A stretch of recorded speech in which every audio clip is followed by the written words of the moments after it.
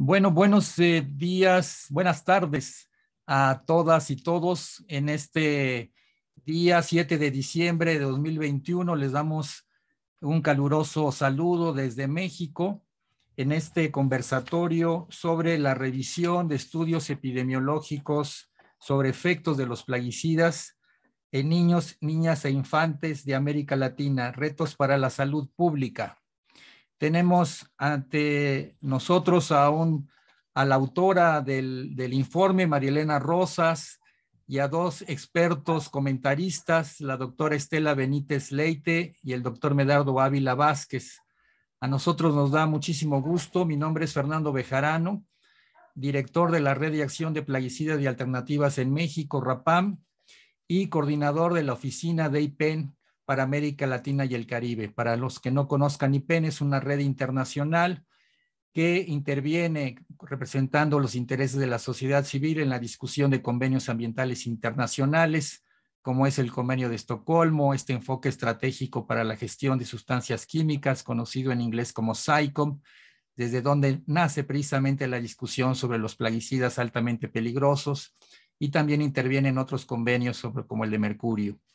El día de hoy nos reúne la presentación de este informe realizado por Marielena Rosas. A todos les pedimos que apaguen sus micrófonos, que vayan anotando en el transcurso de la presentación sus preguntas por el chat. En el programa de hoy tenemos unas breves palabras de Marielena Rosas, seguidos de la doctora Estela Benítez y del doctor Medardo, y al final pasamos a contestar las preguntas. Marielena Rosas es una compañera de Chile, periodista egresada de la Universidad de Chile, especializada en plaguicidas y sus impactos. Desde 1995 es coordinadora nacional de la Alianza por una Mejor Calidad de Vida y miembro de la Red de Acción en Plaguicidas de Chile, RAPAL Chile, creada en 1993. Es también miembro de IPEN. Marielena es autora del libro Plaguicidas en Chile, la guerra química y sus víctimas, desde 1995, y un informe más reciente en 2019 sobre la situación de los plaguicidas altamente peligrosos en Chile. Entre otros documentos e informes, ha profundizado sobre los impactos negativos en la salud y el ambiente por plaguicidas y contaminantes ambientales. Pertenece, además de la Alianza por una Mejor Calidad de Vida, al Grupo de Trabajo Intergubernamental Público-Privado sobre Normativa de Residuos de Plaguicidas en Alimentos del Ministerio de Salud de Chile. Marielena, si quieres dirigir unas palabras iniciales y después pasamos a presentar a los comentaristas.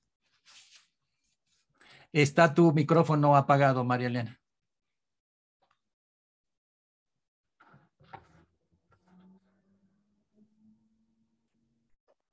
Sí, muchas gracias a todas y todos. Bueno, mis agradecimientos a Fernando, por supuesto, por la gran contribución que ha hecho y apoyo para poder presentar este informe libro. Y, por supuesto, a Estela Benítez y a Medardo Ávila, que han dedicado su tiempo en leer este informe y además ahora en presentarlo. Yo sé que ellos tienen mucho trabajo, entonces un agradecimiento especial para los dos. Bueno, ¿de dónde nace esta revisión?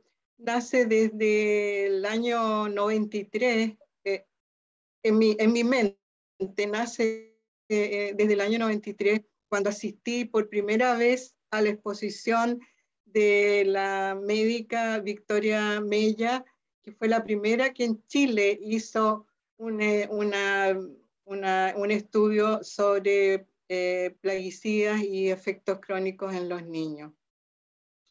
Esa vez ella presentó, estoy hablando del año 1993, ella presentó un estudio donde ella registraba los nacimientos de niños con malformaciones congénitas en el hospital de Rancagua. Fue muy impresionante para mí, desde ahí quedó la idea de hacer, digamos, esta revisión. Bueno, esta revisión de los efectos crónicos en la salud de infantes, niñas y niños de América Latina y el Caribe tiene como objetivo visibilizar este grave problema de salud pública y ambiental y contribuir al análisis crítico del modelo agroindustrial, basado en la evidencia científica reportada entre 1990 y este año, 2021. Del análisis de los datos entregados por los 55 artículos científicos, se puede concluir que la exposición de niños y niñas a plaguicidas contribuye sustancialmente a la aparición de enfermedades graves, disfunciones o discapacidad a lo largo de la vida, con enormes costos sanitarios, económicos, sociales y ambientales para los países y, por supuesto, para la población expuesta. Esta revisión contiene 55 investigaciones publicadas en diversas revistas científicas en 7 países de América Latina y el Caribe: Argentina, Brasil, Chile, Costa Rica, Ecuador, México y Paraguay, donde se desarrolla una agricultura industrial con uso intensivo de plaguicidas altamente peligrosos. Los estudios consignados en este documento entregan evidencias contundentes sobre la asociación entre exposición a plaguicidas en la etapa prenatal, neonatal, infancia y niñez, y diversos efectos negativos en la salud de niñas y niños en esos países. Gran parte de los plaguicidas y mezclas de plaguicidas detectados en estas investigaciones, entre ellos glifosato, mancozeb, clorpirifos, malatión, clorotalonil y una serie de plaguicidas organofosforados y organoclorados, tienen efectos cancerígenos, neurológicos, reproductivos, inmunológicos, genotóxicos, teratogénicos, y hoy están prohibidos, y esos plaguicidas están prohibidos en la mayoría de los países desarrollados, especialmente en la Unión Europea, debido a que se ha demostrado que su uso ha causado enfermedades graves en humanos y daños en la vida silvestre. Esta revisión también muestra que se han violado los derechos de la infancia a vivir a una alimentación saludable y a vivir en un ambiente libre de contaminación. Se han violado los derechos a la alimentación y especialmente, creo, a la educación, porque los plaguicidas con efectos en el sistema nervioso han causado, de acuerdo a estos estudios revisados, graves problemas cognitivos y déficit atencional, por mencionar algunos de los problemas. Bueno, ahora muchas gracias por participar, y pronto este libro estará en nuestra página web para disposición de todos en digital. Muchas gracias, Fernando. Muchas gracias, María Elena.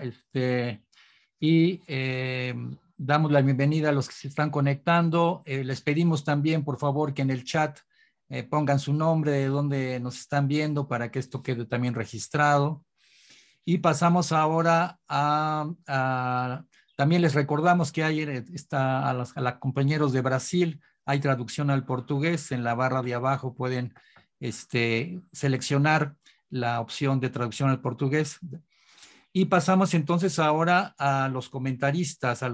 En primer lugar, a la doctora Stella Benítez Leite. Voy a leer brevemente algún resumen de su currículum. Ella es profesora titular de pediatría y docente de posgrado del curso de especialistas en pediatría clínica de la Facultad de Ciencias Médicas de la Universidad Nacional de Asunción, Paraguay. La doctora Benítez es una experta referente en plaguicidas y efectos en la salud de los niños. Tiene diversos artículos científicos sobre malformaciones congénitas y daños genéticos en niños asociados al uso de plaguicidas.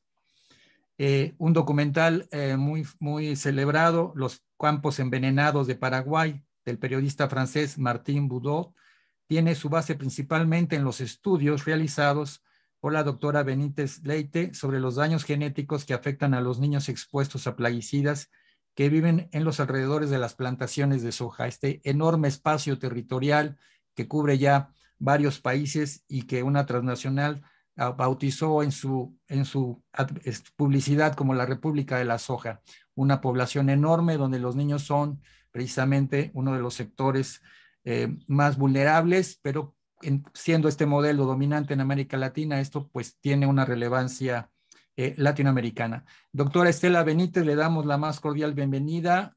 Tiene usted la palabra, puede usted compartir la pantalla cuando usted guste. Adelante, doctora. Sí, buenas tardes a todos. Es un placer para mí compartir con ustedes y me siento sumamente honrada con el pedido de María Elena de hacer el comentario de su trabajo, que es inmenso.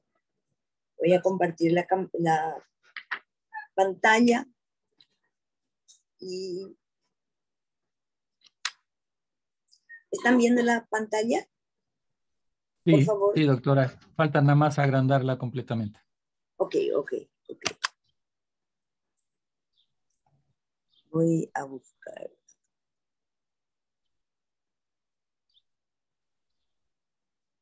Listo, perfecto.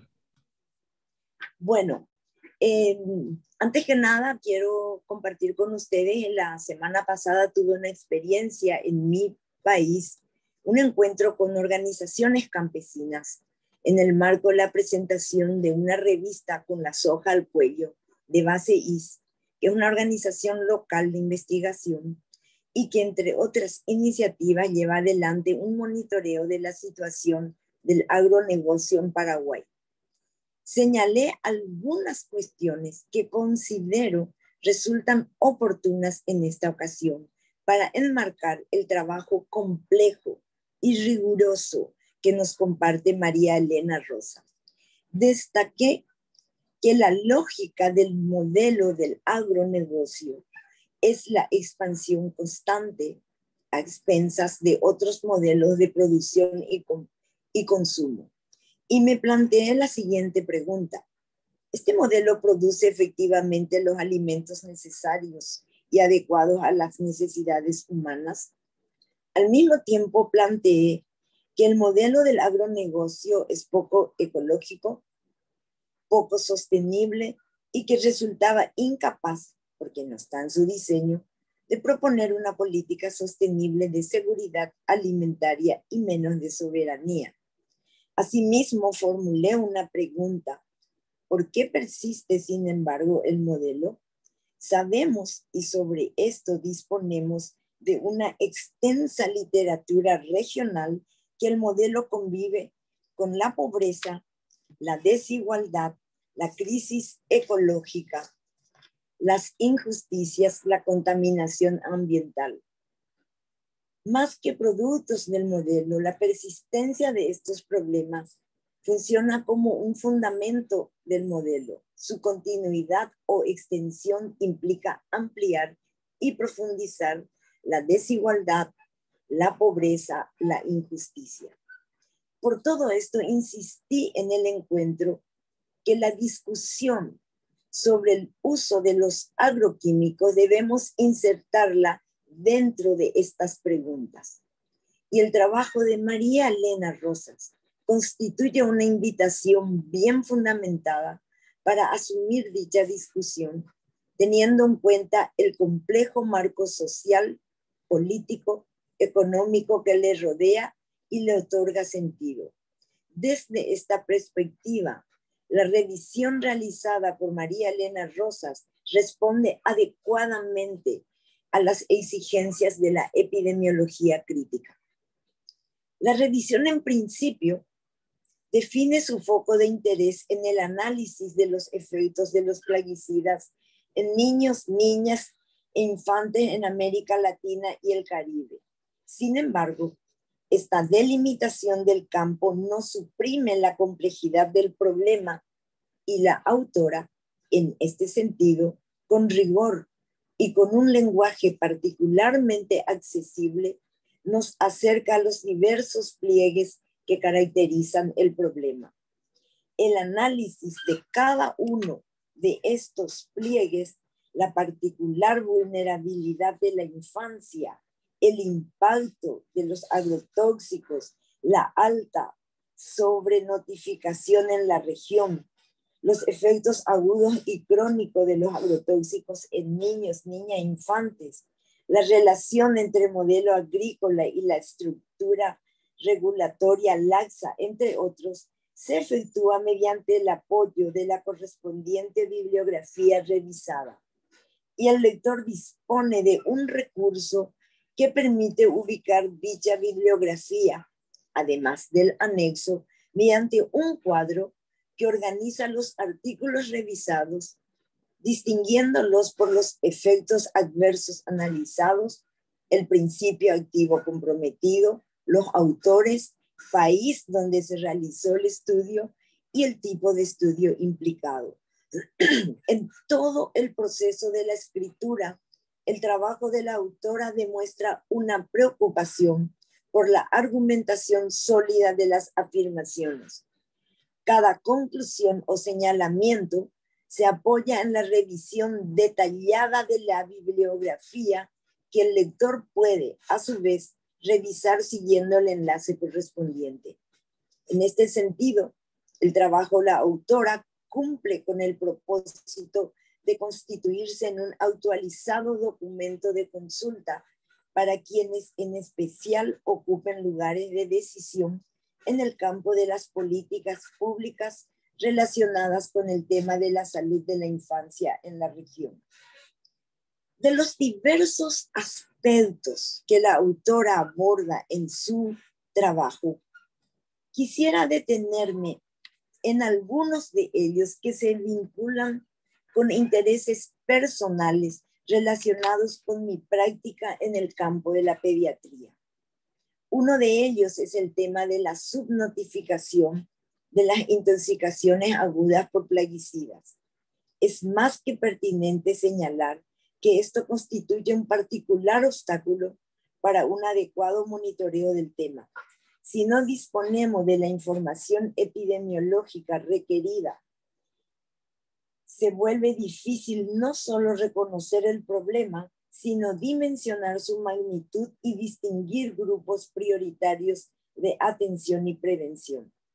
La autora nos enumera una serie de factores que inciden en la subnotificación y destaca un aspecto particularmente importante relacionado con el monitoreo: el tiempo en que demora la aparición del efecto genotóxico, teratogénico o carcinogénico de un plaguicida.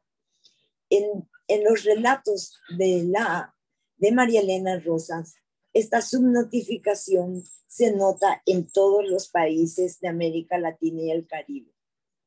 Otro de los temas se refiere al hecho de que la mayoría de las investigaciones da cuenta del uso de un cóctel de plaguicidas en monocultivos agrícolas y forestales.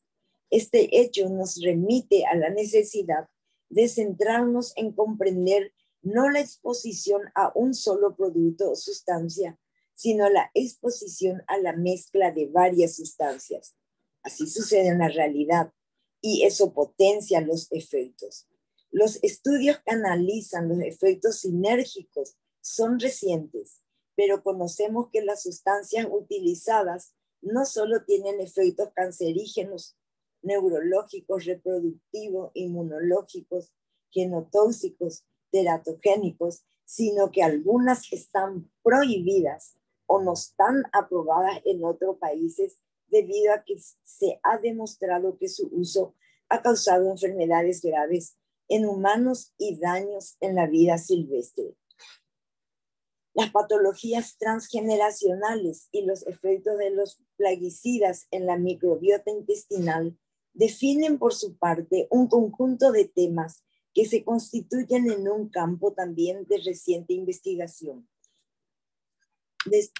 En este sentido, en un artículo aparecido en Environmental Health Perspective de abril del 2017, con esta figura muy ilustrativa, nos muestra cómo puede haber trastornos epigenéticos en varias generaciones. Está la madre embarazada, que puede estar expuesta a la sustancia tóxica, el embrión o feto y el óvulo o espermatozoide del embrión o feto. Estas epimutaciones genéticas son transmitidas a otras generaciones. Así, lo mismo podemos observar en las ratas. Respecto a los efectos transgeneracionales en ratas, sobre todo con el glifosato, que es este dibujo que lo estoy señalando, se extiende a 3 y 4 generaciones y se sugiere que el glifosato puede inducir herencia transgeneracional de enfermedades y epimutaciones de la línea germinal en las 3 generaciones subsiguientes a la exposición. Asimismo, se destaca con particular énfasis el aspecto marcado de anomalía en el parto entre la 3ª y 4ª generación. Y por otro lado, también hice referencia a la microbiota intestinal. Recordemos que esta juega un papel clave en el mantenimiento de la función de barrera intestinal y por lo tanto su alteración puede suprimir su función de inhibir la invasión de bacterias patógenas extrañas, entre otras funciones. Un artículo aparecido en Science el 25 de noviembre justamente hace referencia a la conexión entre células sensitivas del sistema nervioso central con células sensitivas del epitelio intestinal, la presencia de bacteria y el sistema inmune.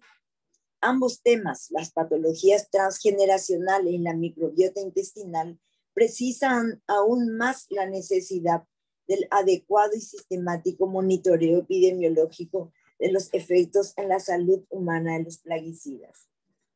Quiero insistir en el hecho de que todo lo anterior constituye uno de los pliegues de un problema mayor. Nuestra autora, María Elena Rosas, es consciente de esto y por ello nos recuerda, entre otras cuestiones, que detrás de los plaguicidas altamente peligrosos detectados están las grandes corporaciones transnacionales agroquímicas y de la biotecnología de China, Europa y Estados Unidos. Además menciona que las regulaciones sobre plaguicidas en la región están atrasadas respecto a las regulaciones europeas y que en las agencias reguladoras existe falta de rigurosidad científica en el registro de plaguicidas, falta de transparencia al no clasificar a los plaguicidas por su efecto crónico y nula independencia respecto a los fabricantes y distribuidores de plaguicidas. Esto significa que lo que identificamos como problemas epidemiológicos posee un contexto donde predominan los intereses de lo que se conoce como agricultura industrial. Una reciente publicación del Consejo Latinoamericano de Ciencias Sociales sobre agroecología política justamente señala que el modelo enfrenta una profunda crisis, dificultad creciente para incrementar el volumen de la producción de alimentos en unos agroecosistemas cada vez más degradados y empleando recursos y servicios ecosistémicos cada vez más deteriorados. Pero para persistir el modelo tiende a profundizar la desigualdad social y territorial que en la práctica implica, en términos epidemiológicos, potenciar aún más los factores que poseen incidencias negativas en la salud humana en general y en la salud de los niños, niñas e infantes, tal como nos describe nuestra autora de este trabajo. Esta fotografía que estoy compartiendo con ustedes corresponde a un cementerio de la etnia Mbua, que está en el departamento de Caaguazú, y como pueden observar está rodeado por cultivos de soja, 3 árboles, la población fue expulsada, solo queda el cementerio. En estos 2 meses en mi país, 7 comunidades campesinas y 4 territorios indígenas fueron desalojados, dejando a 3,000 personas afectadas. Esto es lo que ahora mismo está sucediendo en mi país. Y es lo que nos recuerda Vandana Shiva cuando destaca que el modelo no tiene lugar para los derechos de la madre tierra, de otras especies, de los seres humanos y de los derechos de futuras generaciones. La revisión de María Elena Rosas en este sentido se suma con su rigor y definición puntual de los aspectos en los problemas epidemiológicos asociados con los efectos de los plaguicidas a los trabajos científicos que se publicaron. Debemos acoger sus señalamientos como líneas de intervención en términos de políticas públicas que consideren los derechos básicos de las personas. Actualmente está cada vez más extendida en la comunidad científica la convicción de la inviabilidad de la agricultura industrial, y en varias ocasiones se nos ha alertado de que se han cruzado algunas líneas rojas ligadas a la capacidad de restablecimiento de dinámicas ecológicas a escala planetaria. Y no está de más insistir que precisamente el sistema agroalimentario es la mayor fuerza motriz de las transformaciones biofísicas y de que hayamos sobrepasado los mencionados límites en lo que respecta al cambio climático, los flujos biogeoquímicos y la pérdida de biodiversidad. Recordamos que María Elena Rosas valga la redundancia, nos recordaba la importancia de considerar el tiempo de aparición de los efectos genotóxicos de los plaguicidas. En este sentido, es más que plausible de que no dispongamos de mucho tiempo para comenzar a transformar el régimen alimentario corporativo sostenido en el uso cada vez más intensivo de plaguicidas en otro sistema bien distinto. Y para terminar, yo deseo enfatizar lo que ya María Elena había dicho de la especial vulnerabilidad de los niños, que sus padres ya lo pueden tener la sustancia tóxica transmitida por sus padres a través de la placenta, a través de la leche materna, por las características de su crecimiento y desarrollo, de llevarlo todo a la boca, por la alimentación, el agua, el aire, el suelo. Y en ese sentido, rescatar y recordarnos a todos que los niños dependen del accionar del adulto. Ellos no lo pueden hacer solos. Gracias. Muchas gracias a la doctora Estela Benítez Leite por sus comentarios. Y pasamos ahora entonces a escuchar, a presentar al doctor Medardo Ávila Vázquez. Voy a leer muy brevemente un resumen de su currículum. El doctor Medardo Ávila Vázquez es médico cirujano de la Universidad Nacional de Córdoba, egresado desde 1983.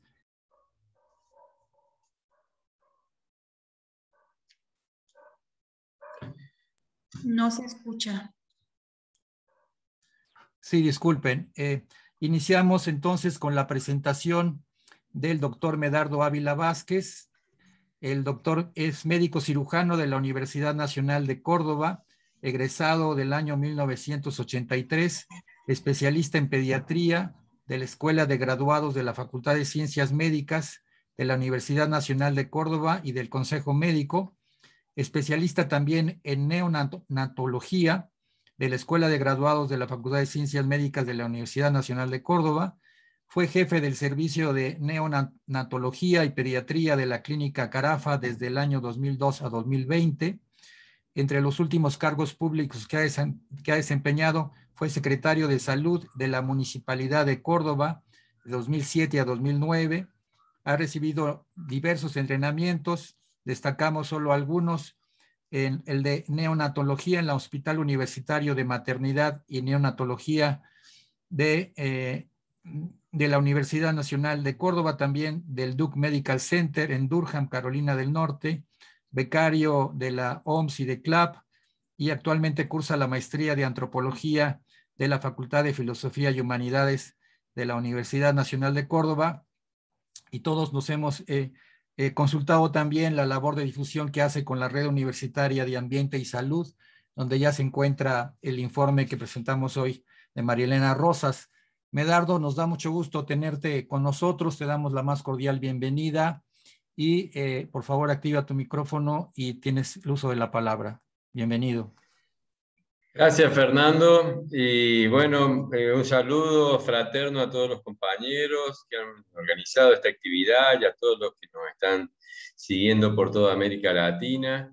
Y bueno, una felicitación y sobre todo un profundo agradecimiento a Malena Rosas por haber hecho esta revisión que es tan importante para nosotros, para los pediatras y sobre todo para nuestros pacientes, para los niños de América Latina, que están viviendo, sufriendo en carne propia la exposición a los agrotóxicos por este sistema de agricultura tan nefasto que estamos soportando en nuestros países.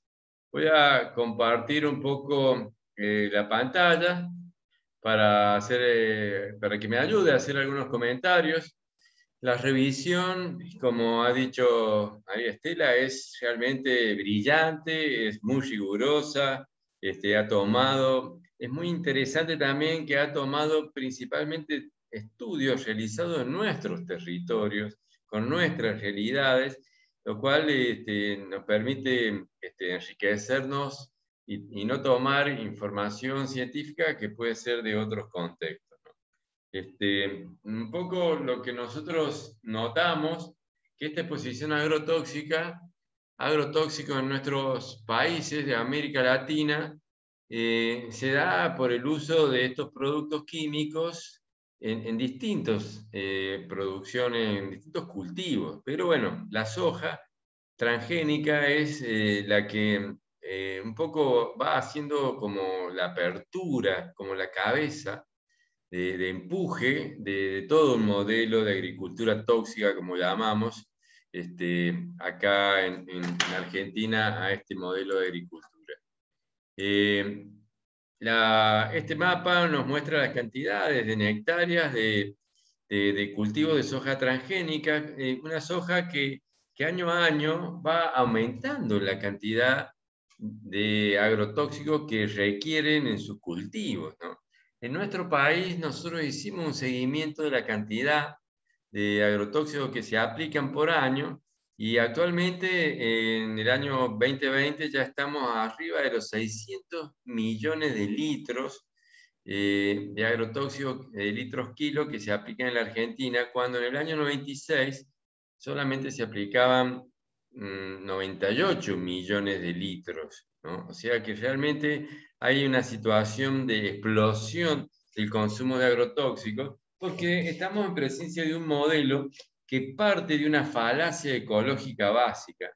Y es que en esta guerra de los agricultores o de esta nueva burguesía agrícola con la naturaleza, en esta guerra declarada y establecida y que se está desencadenando como campos de batallas de los campos y los territorios de nuestros países, en esta guerra cada año se necesita más herbicidas para lograr controlar las malezas o las plantas que ellos no quieren que crezcan en los lotes, y más insecticidas para lograr mantener alejados los insectos que puedan dañar a estos cultivos, ¿no?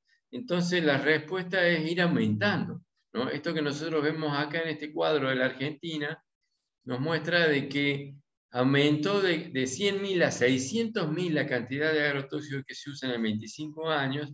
Sin embargo, la superficie cultivada no aumentó en la misma proporción, aumentó solamente un 50%, cuando es más del 500% de la cantidad de los agrotóxicos que se aplican.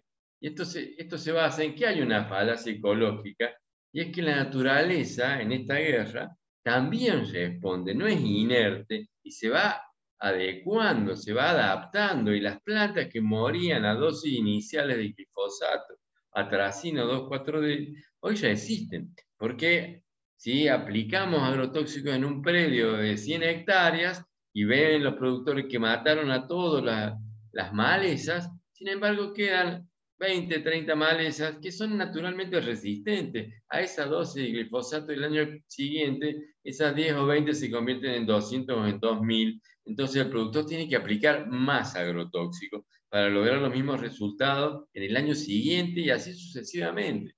Entonces, ¿qué tenemos? No solamente tenemos exposición a agrotóxicos, porque se aplican estos venenos en los campos donde viven muchas personas, sino que son dosis crecientes de agrotóxicos las que se están aplicando. Y los productores, las fábricas, la industria vinculada al agrotóxico, tiene un negocio absolutamente rentable porque todos los años vende más. Vende más para el mismo productor que necesita un 10, un 15, un 20% más. Y esta es una realidad, que significa también que nuestra población, nuestros pacientes y la gente que está en las áreas va a recibir una dosis también creciente de estos agrotóxicos.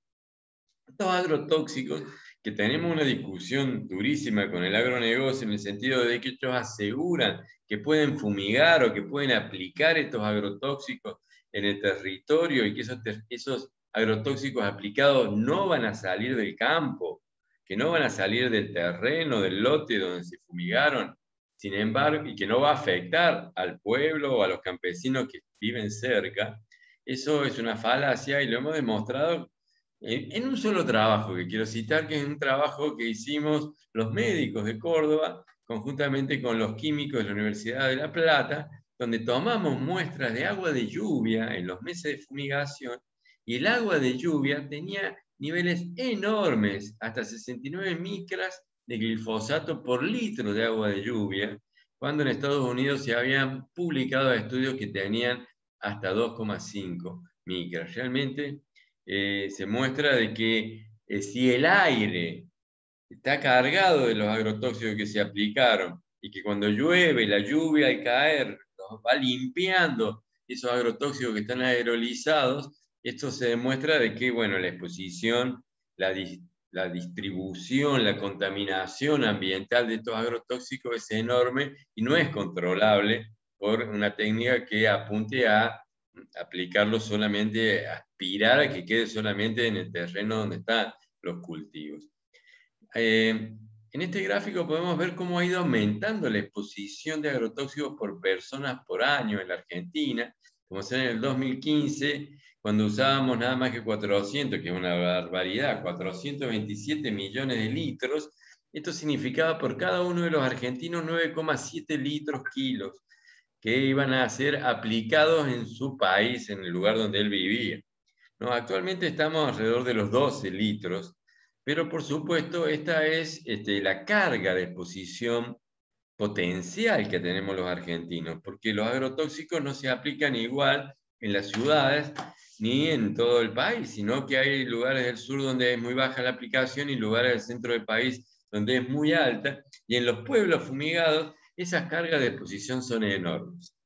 Los pueblos fumigados de Córdoba, de Santa Fe, de Buenos Aires, los niveles de exposición en los pueblos que hemos estudiado con detenimiento llegan a 120 litros de agrotóxicos por persona por año, y llega también a 90 litros de glifosato, porque dentro de todos los agrotóxicos, ese combo, esa mezcla de pesticidas que hacía mención María Elena al principio, en nuestro país el 60-65% de las aplicaciones de los químicos aplicados son glifosato, ¿no?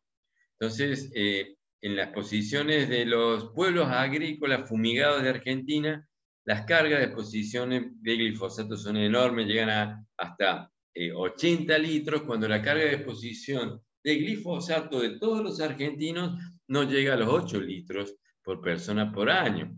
Esto nos lleva a situaciones que están descritas en la revisión tan brillante que ha hecho, pero que yo les quería mencionar con más detenimiento, a que los niños que viven en estas áreas y que están respirando el aire del campo cargado de agrotóxicos, están respirando aire que tiene glifosato como ser o otras sustancias.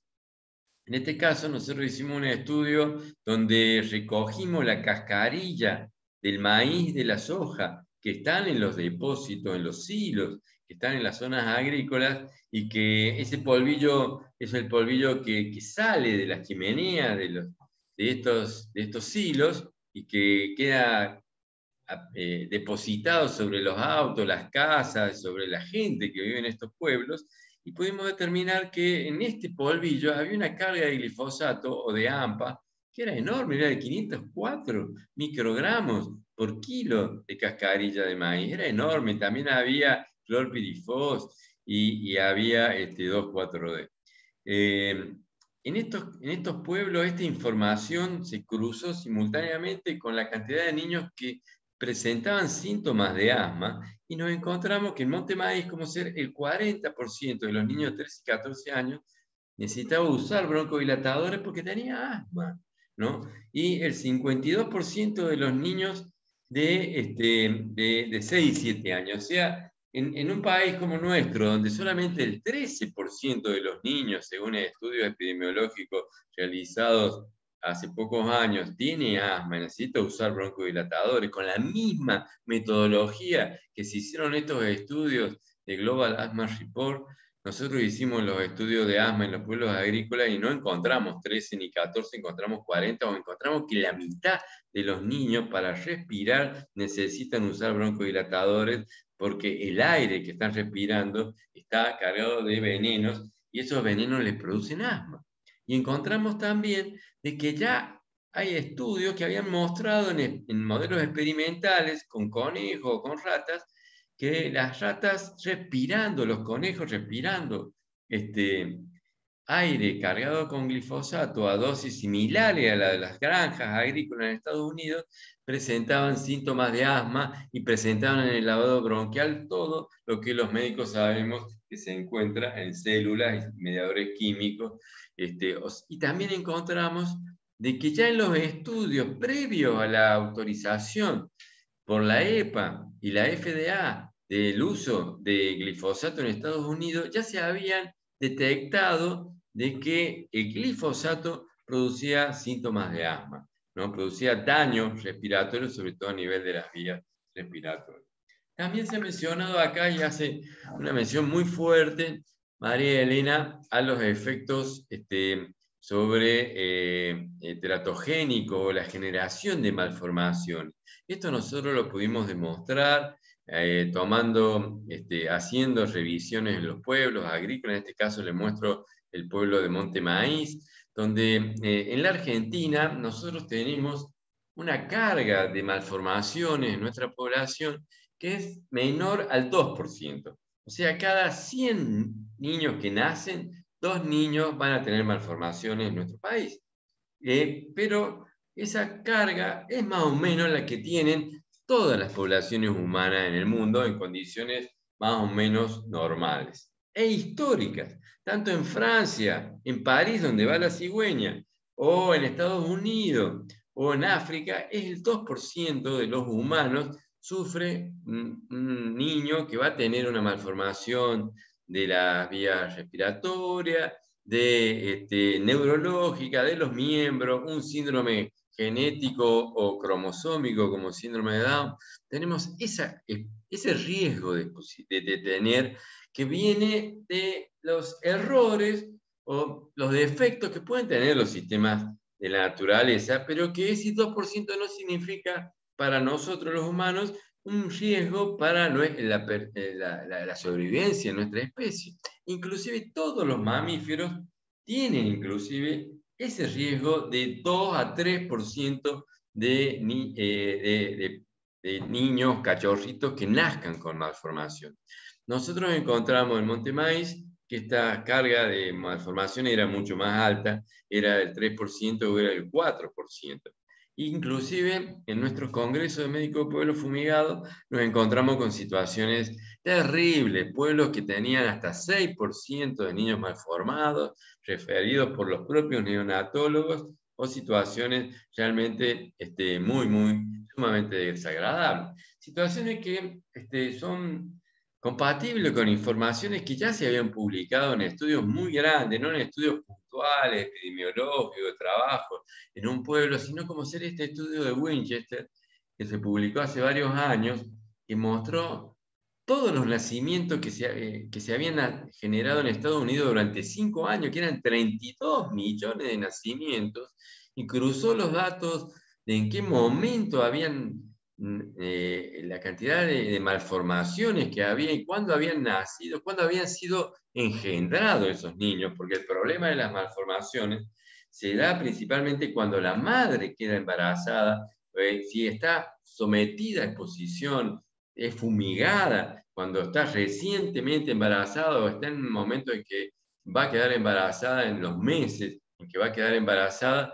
Esos datos se cruzaron con la contaminación de agua en Estados Unidos, como ser para atracina, y se vio que la curva de contaminación de agua de atracina, que significaba la época en que mayormente se contaminaba los ambientes agrícolas con los agrotóxicos, coincidía con la curva en que los meses en que las madres habían quedado embarazadas de los niños malformados, mostrando que había realmente una evidencia cronológica muy fuerte. O sea, malformaciones es algo durísimo, durísimo, donde las poblaciones afectadas nos cuesta mucho trabajarlo, porque las familias, cuando uno va a relevar estos datos, trata de no mencionarlo, es más, viven la presencia o la existencia de niños malformados como algo que es culpa de ellos, como si ellos hubieran tenido la culpa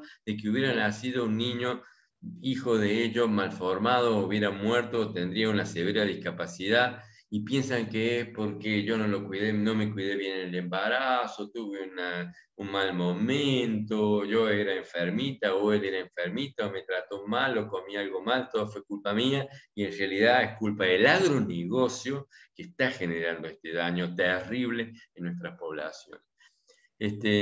Y es distinto también lo que pasa con el cáncer. El cáncer es una epidemia silenciosa que está instalada en nuestros pueblos agrícolas, pero el cáncer significa también que la gente empieza a darse cuenta que se está enfermando, y a diferencia con las malformaciones, las personas afectadas y las familias afectadas por uno de sus miembros por cáncer empiezan a cuestionarse: ¿cómo puede ser que yo tenga cáncer y el vecino que vive acá al frente también, el que vive en la otra cuadra también, y el de la vuelta también?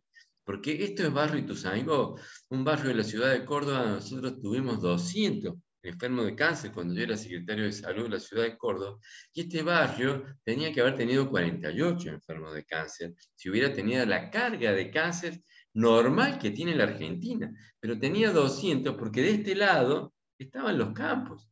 De este otro lado estaban los campos, se fumigaba, porque acá terminaba la ciudad, se fumigaba y la nube de agrotóxicos caía, y caía sobre todo en este área donde están todos los puntos rojos. Entonces esta gente empezó a cuestionarse, y ellas empezaron a hacer el mapeo de los casos, las madres de Ituzaingó, y ahí nos dimos cuenta que realmente lo que estaba enfermando a las poblaciones en el año 2005, 2007, eran los agrotóxicos, y no que la gente se enfermaba de cáncer porque sí, porque nosotros tenemos un riesgo de cáncer en nuestras poblaciones que va aumentando levemente a consecuencia del modernismo en los últimos 100 años, pero en la Argentina, como ser, nosotros tenemos una carga de cáncer que significa de que cada 1000 personas, 2 van a desarrollar un cáncer por año. Cada 1000 personas, 2 personas van a desarrollar cáncer por año. Sin embargo, cuando estudiamos pueblos como Ituzaingó, barrios como Ituzaingó, pueblos como Monte Maíz o María Juana,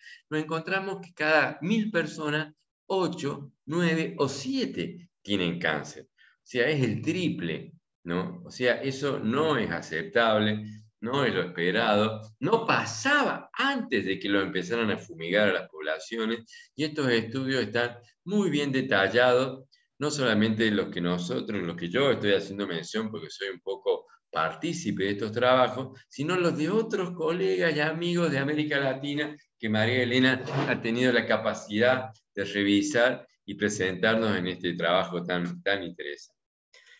Nosotros hicimos estudios como SER en Monte Maíz, revisando los datos de toda la población, y nos encontramos esta información de que había 3 veces más cáncer, tanto en incidencia, que son los nuevos casos de cáncer por año, como de la gente que vivía sufriendo el cáncer en los últimos 5 años. Y los datos que nosotros publicamos de Monte Maíz son idénticos a los que investigó el doctor Berseñasi, que es de la Universidad de Rosario, una universidad que queda a 400 kilómetros de la mía, y que hizo un trabajo en otro pueblo que es María Juana, y encontró los mismos resultados. Los mismos resultados.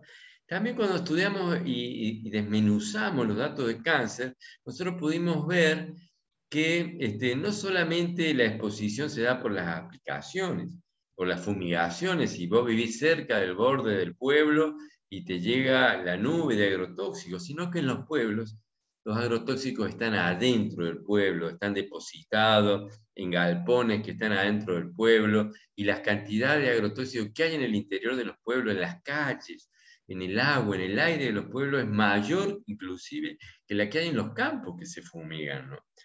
Y que donde hay más depósitos de agrotóxicos, en las manzanas, en la zona de los pueblos donde se acumulan los agrotóxicos, los vecinos están más enfermos del cáncer, también en los que están más cerca. Y también pudimos detectar que de las personas de un pueblo que trabajan vinculados al agronegocio, los trabajadores rurales, los aplicadores, los mismos productores agrícolas, los ingenieros agrónomos, la familia de estos grupos sociales, que como se en el estudio de Monte Maíz, nosotros estudiamos 5.000 habitantes, de los cuales 1.000 habitantes estaban vinculados, su familia estaba vinculada directamente al agronegocio.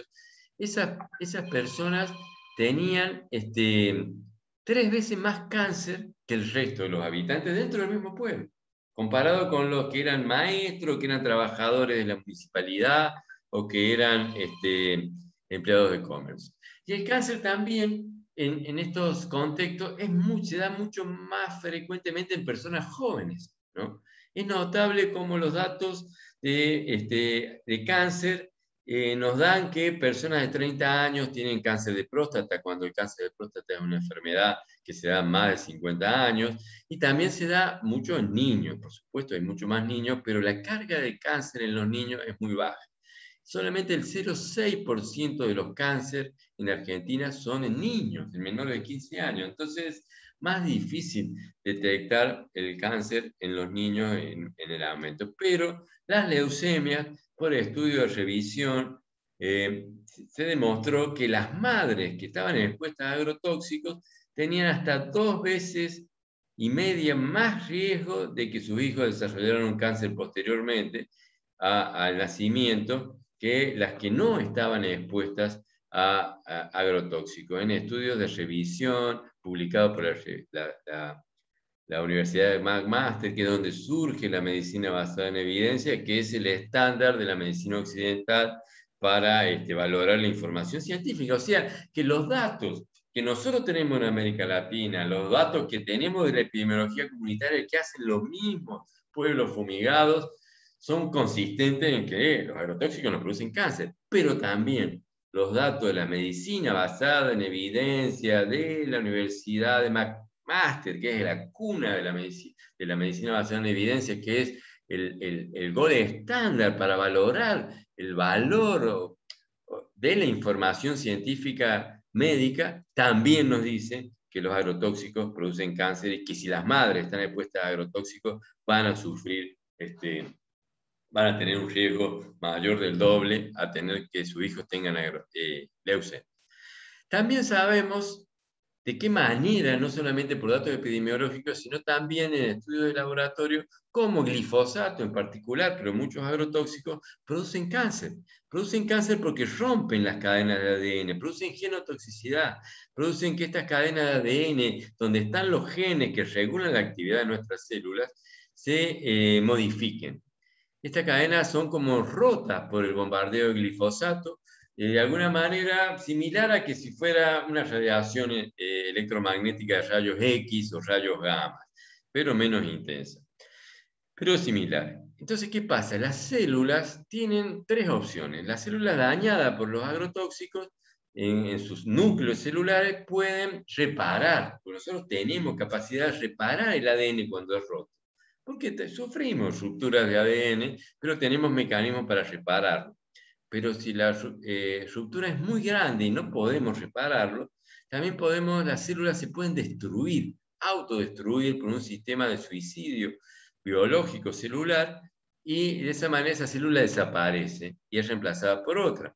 Pero puede pasar que la célula que está sufriendo genotoxicidad, y eso significa que su información genética no es la normal, que no se lee igual, que funciona diferente esa célula, que parece una célula de mi sangre, que es una célula de mi sangre, pero no es igual a todas las demás, sino que es distinta, se ha modificado esa célula, que puede convertirse en una célula leucémica.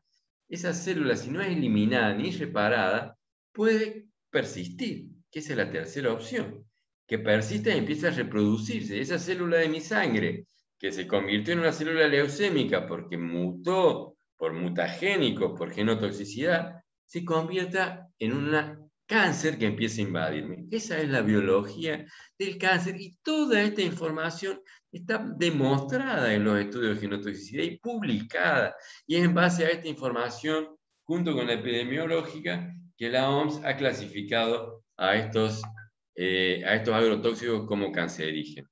Entonces esto es muy importante saber. Sabemos los datos epidemiológicos y sabemos también cuáles son los mecanismos biológicos. Inclusive los investigadores en nuestro país pueden hacer, y en sus países también pueden hacer estudios a personas, sacándole sangre o sacándole células de la boca, y verificar que las personas de los pueblos agrícolas, como el Marco Juárez, el 96% de estas personas, cualquier persona de la calle que le hacíamos el estudio, tenía genotoxicidad.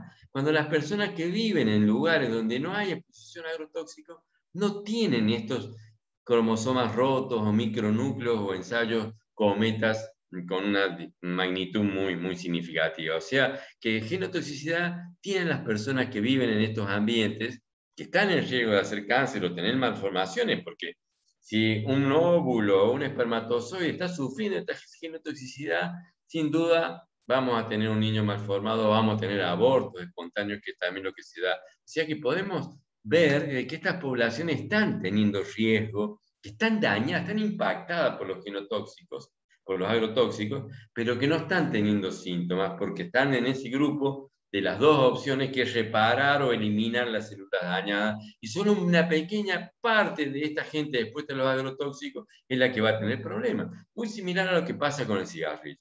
No todas las personas que fuman hacen un cáncer de pulmón. La mayoría de las personas que fuman tienen capacidad de defenderse del cáncer de pulmón y no morir de cáncer de pulmón, y hay gente que vive toda la vida fumando y se muere de viejo. Pero cuando vemos los cánceres de pulmón, vemos que el 99% de las personas que tienen cáncer de pulmón fumaba intensamente durante su vida, y por eso tienen el cáncer, ¿no? O sea que estos datos son así muy similares, inclusive lo hemos podido hacer en niños. Hay un estudio publicado en la revista de la Sociedad Argentina de Pediatrías, muy significativo, que muestran cómo los niños de las zonas fumigadas tienen un índice de genotoxicidad que es en 58% mayor que los que están en ciudades donde no están expuestos a agrotóxicos, no están expuestos a esa magnitud de exposición a agrotóxicos, que es respirar glifosato como ser, porque el aire está cargado de estos venenos. Y realmente esto es muy significativo. Y también tenemos el otro karma terrible que pasa en toda América Latina, que son las escuelas. Las escuelas que están en las zonas rurales, que están en las zonas agrícolas, como ser esta escuela que es de mi provincia de Córdoba, muy cerca de la ciudad de Córdoba, donde los chicos de este pueblo, que se llama Dique Chico, tienen que concurrir a esta escuela, y esta escuela nos encontramos que la maestra tenía un cáncer de mama, que el hijo de la maestra que iba a esta escuela murió de una leucemia hace 5 años, y cuando le hicimos a 11 chicos de esta escuela los estudios de genotoxicidad, encontramos que los niños, el 100% de los niños que estudiamos, tenían micronúcleos, o sea que estaban en riesgo también de hacer una leucemia u otra enfermedad. Sin embargo, cuando los vecinos fueron a parar y a luchar y a obligar a que no se fumigue, la policía de la provincia de Córdoba, que era el estado de la provincia de Córdoba, el estado del agronegocio, vino a proteger a los mosquitos, a los camiones de fumigación, para que los vecinos no pararan las fumigaciones y el agronegocio siguiera generando sus rentas. Otro dato que quiero comentarles ya para terminar, que es muy significativo, que es muy fuerte, que también está planteado en esta revisión, y ha hecho mención tanto María Elena como la doctora Leite, es cómo los agrotóxicos afectan el desarrollo intelectual de los niños, el desarrollo de nuestro cerebro. El cerebro de los niños tiene un gran vulnerabilidad, sobre todo hasta los 2 años. Nosotros nacimos prácticamente con nuestra cantidad de neuronas ya construidas, reproducidas, pero no interconectadas. Entonces los estímulos, el cuidado que tenemos en esos primeros 1000 días es vital para que estas neuronas se interconecten y nos den esa capacidad que tenemos de pensar, de abstraer, sobre todo de querer, de tener sensibilidad y tener compromiso. Eso nos da nuestro cerebro, que es algo único en todos los animales. Bueno, los estudios epidemiológicos, tanto en nuestros países como en Estados Unidos, el estudio más significativo publicado en British Medical Journal, mostró sobre 30.000 niños comparados, en un estudio de casos controles, comparados con 3.000, 2.000 niños con problemas de autismo en su espectro amplio, se demostró que el riesgo de que las madres, y sobre todo en los primeros años de vida, estén expuestos los niños o las madres a glifosato o clorpirifos, que son los agrotóxicos que más se usan en la Argentina, el riesgo se disparaba a el doble. O sea que los datos epidemiológicos mostraban claramente de que vivís en un contexto donde te fumigan o hay cultivos que se fumigan intensamente, el riesgo de tener autismo, problemas de aprendizaje, problemas conductuales es mayor del doble. Y después está este estudio que es muy, pero muy significativo, porque miren esto es una neurona que ha sido cultivada. Esta neurona es una neurona normal, ¿no? Que tiene 10 días de vida. Esta neurona es una neurona que fue cultivada en las mismas condiciones que esta neurona del grupo control, pero con concentraciones mínimas de glifosato, prácticamente a las que hay en la lluvia, bajísimo. Y fíjense lo que pasó, esta neurona no desarrolló las conexiones que le permiten conectarse con la otra neurona. Si esta neurona quedó amputada, ¿no? Nosotros tenemos 100 millones de neuronas en nuestro cerebro, pero dependemos no solamente de la cantidad de neuronas, sino de la interconexión de esas neuronas, y el glifosato, los agrotóxicos, están generando este daño terrible en el cerebro de nuestros niños. Necesitamos de que esto se pare de alguna manera, cambiemos el modelo de agricultura, que no solamente está afectando a las personas que viven en los territorios agrícolas, sino que también la producción de alimentos con agrotóxicos se ha generado a todo tipo de cultivos. Nosotros hemos obligado a las instituciones de control de nuestro país, al SENASA, a hacer pública la información de su monitoreo, y encontramos que las manzanas que se venden, que consumen los habitantes de la ciudad de Buenos Aires, el 86% tenían agrotóxicos. Nosotros la compramos a la manzana porque estamos viendo la manzana que vamos a comer, pero el productor estaba viendo el cajón de manzana no como la manzana que vamos a comer, sino como el dinero que va a recibir. Entonces hay un conflicto de intereses, hay un conflicto entre la mercancía del mercado capitalista y los alimentos que nosotros cuando vamos queremos comer la manzana o hacer un jugo de limón como alimento, y el otro solo ve su mercadería y el dinero que va a recibir y no le importa envenenarlo. Y si no le importa envenenarlo porque no tiene ética, tenemos que obligar al Estado, de alguna manera, y la sociedad, a que esto no pase. Y eso es el gran desafío que tenemos todos. Y para terminar, creo que esta revisión, este trabajo que están haciendo los compañeros, nos ayuda un poco a que avancemos en plantearle a nuestro gobierno la necesidad de que avancemos en forma urgente en políticas de reducción a agrotóxicos, que esa política de reducción del uso de agrotóxicos implica disminuir, proteger a los pueblos agrícolas de alguna manera, pero también avanzar en una transición agroecológica, porque podemos hacerlo sin producir un problema de productividad. Está demostrado que la agroecología puede generar alimentos suficientes y tenemos que romper esta alianza basada en grandes capitales, sobre todo de las multinacionales del agronegocio. Bueno, esto era lo que quería comentarles y felicitar sobre todo el gran trabajo que ha hecho María Elena y que IPEM y las demás organizaciones han apoyado y que posibilita que hoy la tengamos disponible para todos nosotros. Así que muchas gracias y estoy como para seguir acompañándolos. Muchas gracias al doctor Medardo Ávila. Si puede dejar de compartir pantalla, por favor. Y pasamos entonces, hay algunas preguntas y también quisiera también hacer algunos comentarios.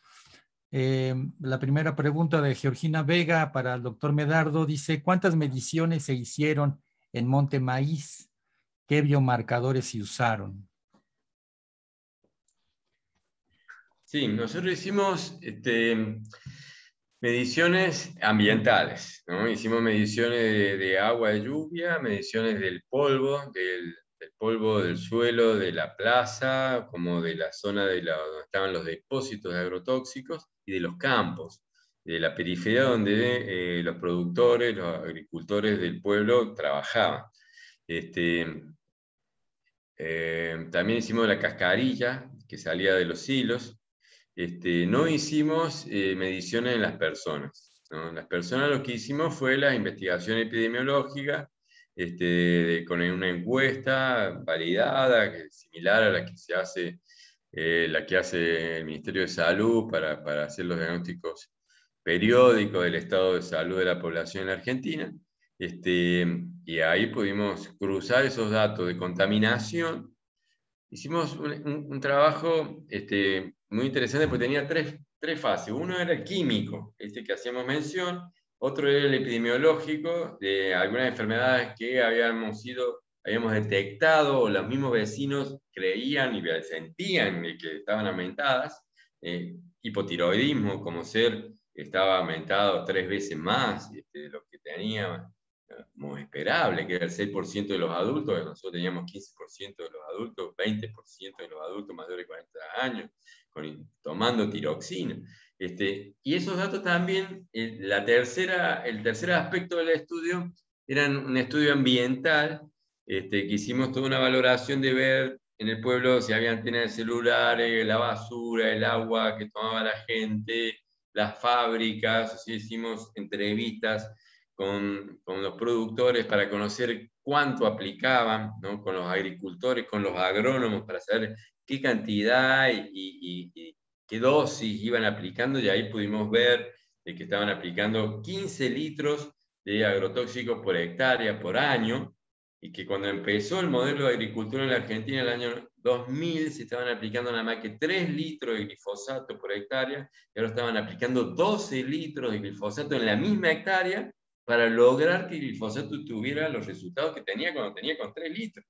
Si eso significaba para ellos mayores gastos, grandes ganancias para Monsanto y Bayer, y por supuesto mayor exposición para nuestros pacientes. Muy bien, doctor. También hay otra pregunta, si algo de eso ya lo expuso el doctor Medardo, pero también si la doctora Estela quiere participar, dice si el autismo, las depresiones, también puede ser fruto de los agrotóxicos.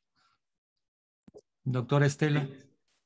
Sí, justo María Elena Rosas comentó el trabajo más reciente que Medardo lo había comentado, ¿verdad? En madres embarazadas en California que vivían a 2 kilómetros de los campos fumigados, comparados con madres que no estaban expuestas a los agroquímicos, encontraron una mayor prevalencia de autismo y entonces la asociación con eso, ¿verdad? Con el autismo y los pesticidas. Yo había dicho y sostengo esto, de que aún existe un vacío en la ciencia en relación a las mezclas complejas, ¿sí? Muchas, porque eso es lo que ocurre en la realidad. Y siempre cuando está aprobado en el mercado, se aprueba por su principio activo, ni siquiera como producto ya con su adherente o no, ¿verdad? Entonces, y en la realidad ocurren mezclas complejas. Y en la realidad no siempre vamos a encontrar efectos inmediatos que le puede llevar a la muerte en una intoxicación aguda. Yo les comento que en radio escuché, y por primera vez hay una mayor sensibilidad en mi país, los padres denunciaron la intoxicación de una niña de 2 años por luego de la fumigación de campos fumigados cercano a su domicilio. La niña estuvo internada, se detectó que estuvo intoxicado por organofosforados y existe una denuncia penal. O sea, de una u otra manera existe un mayor conocimiento, ¿sí? Pero tanto el autismo como los trastornos, el autismo es una epidemia actualmente, en todo el mundo. En todo el mundo, lo mismo que el cáncer, que va aumentando, ¿sí? Y entonces, esos son desafíos para la ciencia, encontrar las múltiples causas. Lo mismo que los trastornos neurológicos, conductuales, cognitivos. Hay varios estudios al respecto. Gracias, doctora Estela Tam. Sí, disculpe, ¿quería agregar algo, doctora?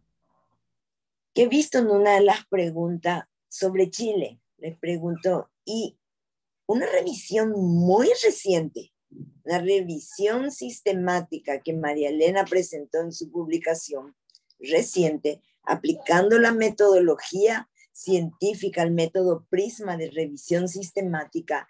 Eso yo le invito a todos los lectores interesados y a los chilenos en particular a que lean el material de María Elena, porque ahí está el link donde ir al artículo en sí. ¿Sí? Una invitación para cualquiera. Muchas gracias, doctora. Es una invitación a todo mundo. Sí. Otra pregunta en el chat de Ángel Navarro para el doctor Medardo Ávila. Dice, ¿hay una lista de laboratorios confiables, entre comillas, que puedan detectar biomarcadores de exposición a agrotóxicos más comunes? Sí. Hay un problema que tiene dos características. Uno, un problema técnico, ¿no? Que los laboratorios tengan la capacidad de detectar las sustancias que están en concentraciones bajas, las moléculas, o sea, que tengan cromatografía, conocer. Y la otra, que tengamos la certeza o la confianza de que un negativo no es un falso negativo político. Nosotros en Barrio Ituzaingó, los estudios que se venían haciendo, se hacían en el PROCOR, un laboratorio de alta tecnología del gobierno de la provincia de Córdoba, y nos daban todo negativo. Y las bioquímicas nos decían que les había dado positivo, pero los informes que nos llegaban a la Municipalidad de Córdoba eran negativos. Así que tuvimos que hacerlos en otro laboratorio de la provincia de Santa Fe, a 500 kilómetros, donde nos dieron positivo. Actualmente hay lugares donde los laboratorios están muy vinculados al agronegocio, a las fábricas químicas, ¿no? Pensemos que son químicos principalmente, bioquímicos y químicos que están en un área donde hay mucha presencia de esta industria que les paga cursos, les sostiene los laboratorios, sostiene las asociaciones profesionales, no solamente en el área de la química, sino en el área de la medicina. La Asociación de Toxicología Argentina está financiada por Monsanto y Bayer, y nos dijo la misma presidenta de la asociación en mi despacho, en la Secretaría de Salud de Córdoba, de que cómo pueden enojarse con Monsanto, a los vecinos de Ituzaingó, si Monsanto les pagaba los congresos que organizaba la Asociación Argentina de Toxicología, de la cual era presidenta. Yo me quería morir, ¿no? Ya estábamos en manos del enemigo. Pero eso pasa, hay que buscar laboratorios, hay muchos investigadores que son honestos, gente que está dispuesta a correr los riesgos que hay que correr para decir lo que está pasando. Y bueno, hay que recurrir a ellos, laboratorios del INTA, inclusive en Argentina, como de algunas universidades, como laboratorios privados también que son confiables, que por unos pesos tenemos más rápido. Muchas veces los laboratorios del INTA o de los centros de investigación, los compañeros, los científicos tienen mucho trabajo, no están puestos a hacer estudios porque sí, y te demoran por ahí 6 meses o un año en darte un resultado, y un laboratorio privado que es confiable, que es seguro, te va a dar el resultado en una semana. Del agua de lluvia, de la orina, de las personas, ¿no? Eso es posible hacer. Hay otra pregunta para los tres. Yo quería agregar Sí. algo, Fernando, a eso, Elena, sí, respecto a los laboratorios. Hay un caso bien interesante que ocurrió en Alemania. Apicultores, la Federación de Apicultores estaba muy preocupada por la muerte de abejas y pidieron al gobierno que hiciera un estudio que lo hizo el gobierno durante 3 años. Y curiosamente siempre habían estas muestras que aparecían como negativos, como que no el digamos, los neonicotinoides que habían aplicado en los campos vecinos no aparecían como que no estaban causando el problema. Les parecía muy raro a los apicultores y ellos pidieron que hiciera otro laboratorio independiente un estudio similar. Y curiosamente, en ese estudio hecho por un laboratorio independiente y también independiente del gobierno, resultó que sí, las abejas estaban muriendo ¿cómo se llama? Por la aplicación de neonicotinoides en los campos. Entonces, ese es un estudio que apareció ampliamente informado en la Deutsche Welle hace el año pasado.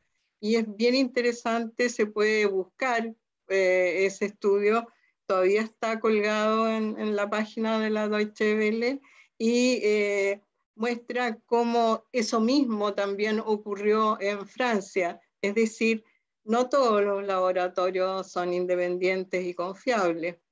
En Chile pasó que cuando un medio de comunicación quiso hacer una muestra de plaguicidas en frutas y hortalizas, el laboratorio le dijo que no podía hacerlo porque ellos tenían unos clientes y podían verse perjudicados.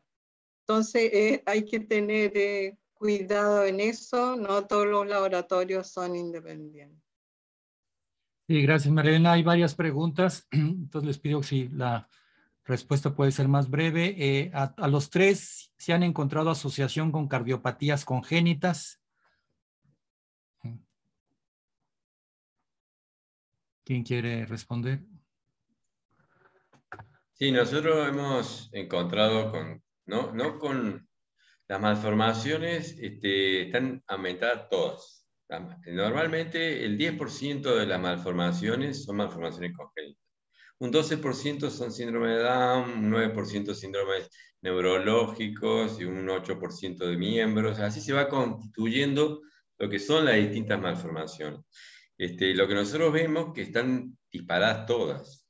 Tengo síndrome de Down, tengo síndrome de Edwards, tengo problemas cardíacos, tengo problemas neurológicos, gastroquisis y problemas del abdomen, son muy frecuentes, mucho más frecuentes, inclusive son los que más llamó la atención a nivel mundial. Gracias. También desde México se preguntan si han hecho estudios sobre otras afectaciones de tipo psicológico como depresión o ansiedad en niños. Marilena, Estela, si quieren comentar. Sí, bueno, en este sentido quiero destacar los trabajos que ha hecho sistemáticamente María Teresa Quesada en Chile, junto con un equipo, Boris Lucero y Liliana Zúñiga, donde se ha demostrado en todos los estudios que han hecho en estos años, en esta década, problemas neurológicos, problemas, daño cognitivo en niños que viven cerca de cultivos agrícolas. También eso se ha visto en Costa Rica, en los trabajos que ha hecho Ana María Mora, Berna. En la revisión que hice, ustedes pueden encontrar ahí las diferentes afecciones a la salud asociadas a ciertos plaguicidas extremadamente peligrosos. Gracias. Hay otra pregunta para los tres. Dice, ¿existen estudios sobre el uso o los efectos de plaguicidas en los microplásticos? Los microplásticos, por ejemplo, semillas recubiertas por plaguicidas con revestimiento de microplásticos. ¿Quién quiere responder? Estela. Pero lo que conozco es que el tratamiento de las semillas para cultivo, o sea, las semillas que no van a ser usadas como para alimentos, sino para sembrar, maíz como se tratan previamente con pesticidas y se las tiñe de color fuerte para que no sean ingeridas, no sean usadas para darle comer a los pollos o a los chanchos, porque van a morir, mueren. Pero no sabía que con microplástico. No sé si las pinturas esas que le ponen deben tener alguna cantidad de microplásticos, pero no conozco eso. Sí que usan estas semillas que las embeben con insecticidas sobre todo, y que van a impregnar la tierra alrededor de la semilla, o sea que no solamente van a contaminar la tierra con las aplicaciones, sino con la misma siembra, con semillas envenenadas, que nadie puede ingerir porque muere. Realmente es una perversión lo que están haciendo con el sistema agrícola, que es increíble. Si pensamos 50 años atrás, lo que está pasando ahora es increíble. Sí, no sé si quieren alguien agregar algo. Hay otra pregunta para María Elena Rosas. Desde el punto de vista de su revisión, de su investigación, ¿cuál es el principal agroquímico que está afectando a las personas en Chile? Y saludos desde Monte Patria, región de Coquimbo, Chile. Sí, saludos a Monte Patria. Es una comunidad que se ha organizado para luchar contra el uso de plaguicidas, que es indiscriminado en esa región. Bueno, los principales son glifosato, clorpirifos y también todo un grupo de plaguicidas organofosforados. Los agricultores generalmente no usan un solo plaguicida, como mencionaba bien Estela, usan un conjunto de plaguicidas. Cada vez que aplican, por lo menos a veces usan 3 plaguicidas a la vez. Eso se ha visto en todas las fumigaciones terrestres y aéreas en Chile. Entonces, esos son los plaguicidas que mayormente se están usando. Gracias. Hay otra pregunta. ¿Sí incluyeron en la revisión el caso documentado de los niños del glifosato de Autlán, Jalisco, sobre esa presencia de glifosato en la orina? Si hay, ¿quién es el mayor responsable? María Elena. Mire, pueden ver en la revisión que ya está en la página de REDWAS, como lo mencionó Medardo. Ahí están todos los estudios que se han hecho en México, en diferentes partes. Ese que menciona, creo que también está, pero de México es uno de los países que más, junto con Chile, Costa Rica y Argentina y Brasil son los que más han realizado vigilancias epidemiológicas. El estudio está solamente centrado en niños. En América Latina hay muchos más estudios epidemiológicos, sobre todo en trabajadores, pero este estudio es exclusivamente en niños y niñas, e incluso en la etapa perinatal. Muy bien. De lo que yo sé de los casos de Autlán, hay 2 estudios científicos que determinan la presencia de glifosato orina, pero no se está dando un seguimiento para determinar los efectos en salud. Son estudios todavía en curso. Hay una pregunta para los, tal vez para los médicos. Estela habló de la epidemiología crítica. Tal vez esto tenga que ver con la pregunta. Dice, ¿cómo discuten la causalidad? ¿Cómo problematizaron la asociación entre una sustancia tóxica en el aire y suelo que luego se encuentra en el cuerpo humano y produce enfermedades? Las transnacionales, eso es lo que discuten. Por eso nos han sido tan difícil presentar asociaciones causales concluyentes entre plaguicidas y ciertas enfermedades. Sí, Este problema de la causalidad, el paradigma de la epidemiología crítica, sí puede ya comentar. María Elena. Sí, Estela. Dale, Estela. No, ya María Elena había dado que no siempre, el tiempo a veces de expresión de la enfermedad no se condice con el tiempo de exposición. Eso por un lado. Entonces la causalidad no siempre es fácil. Eso por un lado. Por otro lado, tampoco es fácil determinar con precisión cuando los modelos de investigación no son aplicables por los de más alto nivel por cuestiones éticas y de sentido común. Entonces, no siempre son fáciles. Merardo señaló, se encontró glifosato en agua de lluvia, y eso asociar con una expresión, llámese cáncer o malformaciones, son asociaciones, pero no determinan precisamente causalidad. Y esa es otro de nuestros vacíos, ¿sí? Nos resulta fácil. Por eso yo señalé, y es demasiado importante lo que hizo María Elena, debido a la dificultad en la causalidad. Los estudios epidemiológicos son los que avalan políticas públicas. Y voy a dar un ejemplo. Durante mucho tiempo, en la década de los 90, el cigarrillo no causaba hacer estudios de alto nivel. Ensayos clínicos aleatorios, donde se randomizó, imposible. Entonces, pero después, estudios que se repetían, lo cual no quiere decir que todo fumador va a hacer cáncer de pulmón, ¿sí?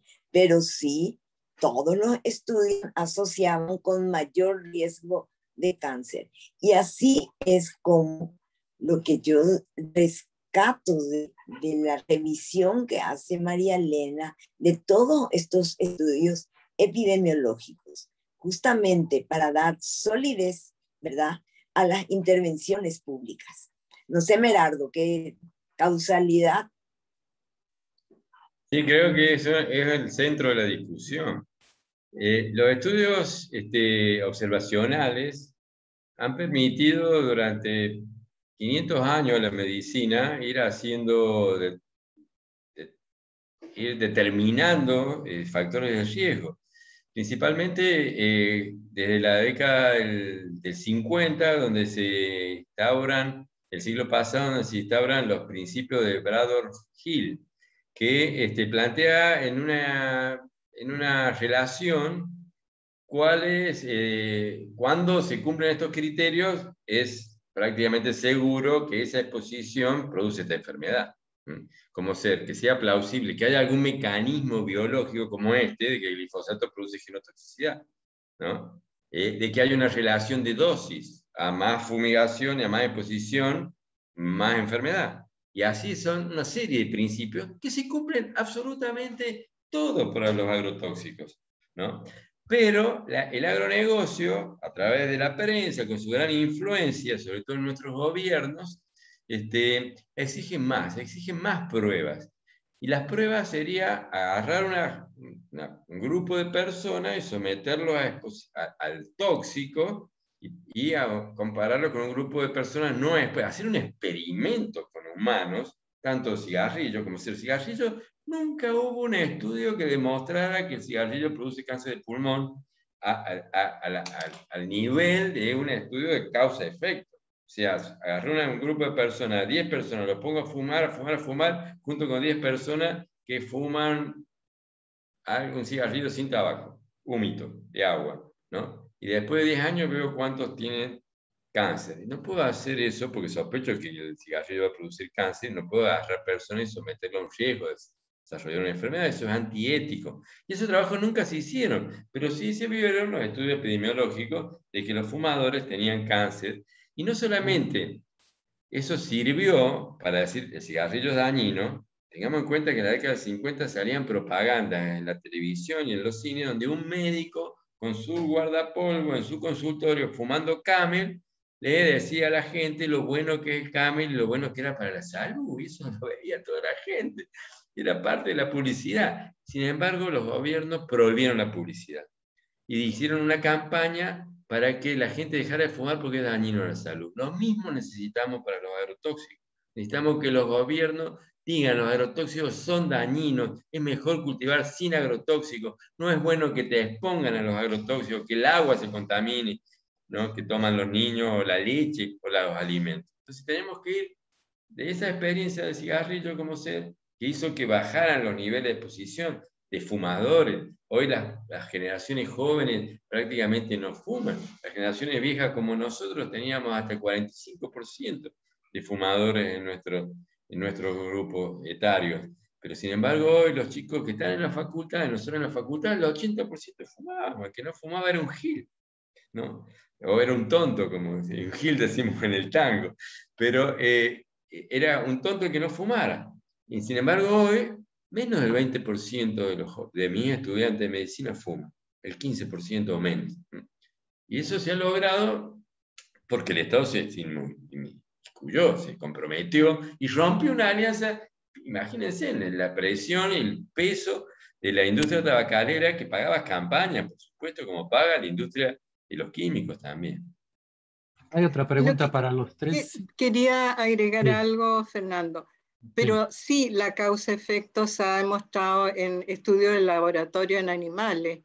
Por ejemplo, la Agencia Internacional de Investigaciones del Cáncer, lo primero que vio para clasificar al glifosato como un herbicida cancerígeno fue hacer una revisión previamente en todos los estudios de laboratorio que se habían hecho en diversas partes del mundo y se demostró que sí, el glifosato producía cáncer en esos animales del laboratorio.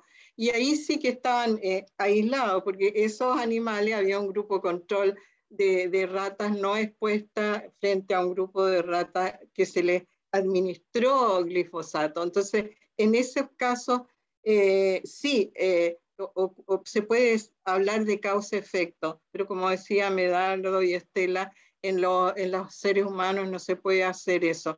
Pero si uno sabe que hay causa-efecto en rata, yo creo que cuando uno piensa en los niños, en los pequeños, en los que están por nacer, uno puede extrapolar esos estudios a seres humanos, y especialmente a los más vulnerables, que son los niños y los que están por nacer. Así es, bueno, además el principio precautorio precisamente dice cuando hay evidencia científica, aunque no sea absoluta, se tiene que tomar medidas cautelares. Y los experimentos con animales controlados han demostrado la probable carcinosidad de muchos. Hay otra pregunta para los tres. ¿Hay estudios en Chile, Paraguay o Argentina en los que se evalúe la carga de exposición de plaguicidas en niños derivada de las campañas de salud encaminadas al control de vectores, cuando estos usan las nebulizaciones con plaguicidas? ¿Hay estudios de los impactos de esas campañas de nebulización con agrotóxicos en la salud de los niños en estos tres países? ¿Alguien conoce algún estudio? Bueno, ¿Y qué opinan también? Yo añadiría del uso de estos agrotóxicos en las campañas de salud pública. Es un problema que preocupa mucho, especialmente a toxicólogas aquí en México.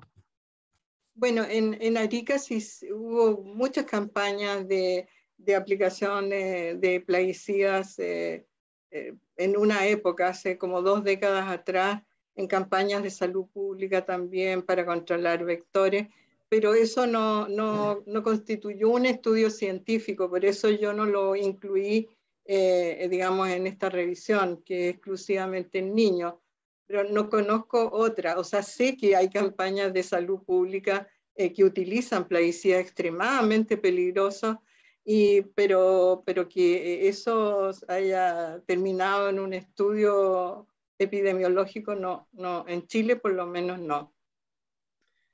Y bueno, hay situaciones muy complejas, sobre todo en Brasil.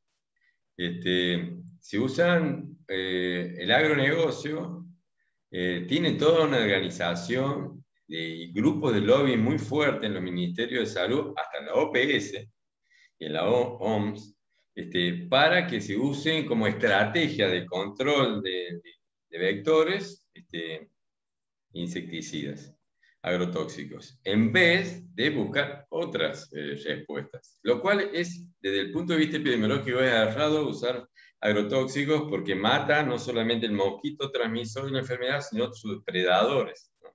Y genera mayor problema de contaminación, y el problema de que tengamos los vectores metidos en los pueblos, en las ciudades, es por los problemas ecológicos que se han ido generando. Pero eso está muy fuerte, de que los ministerios de salud compren, que son los clientes de esta industria de insecticidas para uso sanitario, y que es un negocio muy, muy alto, de muchos millones de dólares. En Brasil, en las regiones del norte donde no hay agua potable, la gente tiene tachos para juntar agua para sus necesidades hídricas, y se les ponía, en esos tachos, se les ponía herbicidas, órganos clorados, de los cuales las larvas al cabo de 10 años se hicieron resistentes. Entonces lo cambiaron por piriproxifeno. Piriproxifeno, un insecticida desarrollado por una empresa japonesa vinculada a Monsanto. Después tuvieron una epidemia de microcefalias, y salieron a plantear de que la microcefalia era el Zika que había llegado. Sin embargo, el Zika nunca había producido microcefalia en donde se había expresado. Y sí, el piriproxifeno generaba daño en el desarrollo neurológico encefálico de los peces, de los cuales se había probado. O sea, por suerte en Argentina estamos usando permetrina, cipermetrina, pero en la ciudad de Montevideo llegaron a fumigar con piriproxifeno, insecticida que es teratogénico, sumamente tóxico, y que nos metieron así por debajo sin que nadie se dé cuenta. Se lo metieron como una alternativa para el control de plagas, y es sumamente tóxico para los humanos y las mujeres embarazadas, ¿no? O sea, todavía nos faltan como 5 preguntas. Les ruego un poco antes, Sí, sí. nos faltan 15 minutos de transmisión. A Estela, ¿quieres añadir algo? Sí, que en mi país para el control de los vectores se usó, ahora mismo no, pero 2 o 3 años atrás sí, malatión, que es cancerígeno, probablemente cancerígeno, pero que está, así como dice Merardo, avalada por la OMS, y la explicación es que tiene una vida media corta, que se inactiva con la luz del sol, etcétera, etcétera, para justificar el uso de estos plaguicidas para los vectores.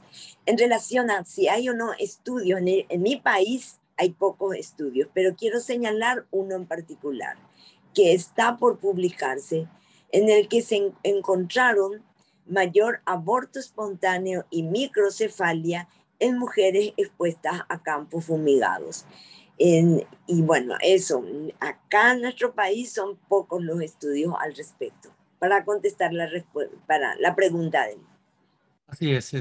Bueno, en México se ha llegado a recomendar hasta clorpirifos, que es un contaminante orgánico persistente y biomaculable, biomagnificable. O sea, es un área que requiere una revisión profunda y recuperar pues el mecanismo integral de control del vector, no solo controlar el vector, controlar los mecanismos de transmisión y un medicamento y una detección oportuna. Así México logró transitar y quitar el uso del DDT mediante este enfoque integral, reduciendo la población adulta con comunidades organizadas que en los arroyos limpiaban de ciertas algas donde se reproducía el mosquito. Entonces hay que cambiar de enfoque y es un área que requiere mayor investigación. Me voy rápido con algunas preguntas, faltan ya 15 minutos de transmisión. Preguntan si se ha reportado trazas de glifosato en la lluvia.